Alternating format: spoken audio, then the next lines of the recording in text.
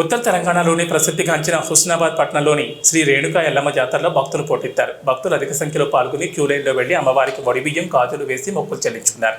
చల్లంగా చూడమని వేడుకున్నారు. భక్తులు ఆలయ ప్రాంగణం ఎదుట పట్నాలు వేసి బైండ్ల వారిచే కథలు చెప్పించుకున్నారు.